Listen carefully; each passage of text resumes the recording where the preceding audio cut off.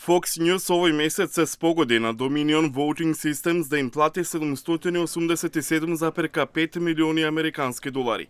Компанијата соопшти дека кабелската информативна мрежа ширела лажни информации во врска со нивните гласачки машини и навеле дека преку нив се наместил изборниот резултат во 2020 година, со што му се помогнало на Џо Бајден да го победи Доналд Трамп.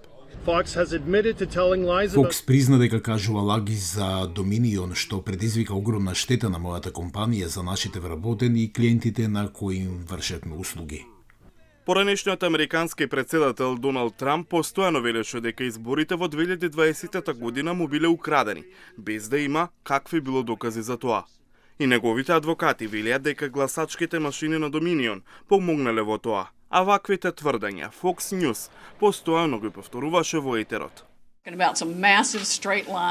Зборуваа за пребројувањето на гласовите среде ноќ, откако тие наводно престанаа да бројат, и тоа е кога операторите на Доминион вризгуваа гласови и го сменија целиот систем.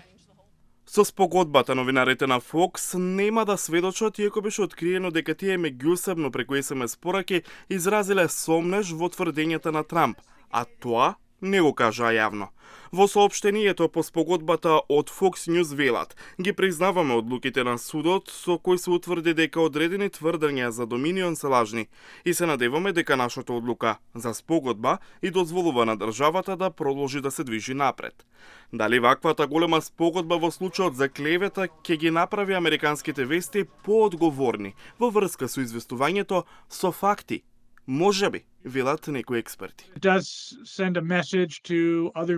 испраќа порака до другите медиуми да бидат одговорни со луѓето кои им даваат простор во етерот и да ги проверат фактите што ги емитувале или објавиле. Други кои бараат знаци за тоа каде се движи американското новинарство се во исчекување што ќе се случи со еден од најгледаните водители, Такер Карлсон, кој се раздели со компанијата неколку дена по спогодбата. Фокс и Карлсон не открија зошто тој замина, ниту Карлсон посочи што планира да прави понатаму.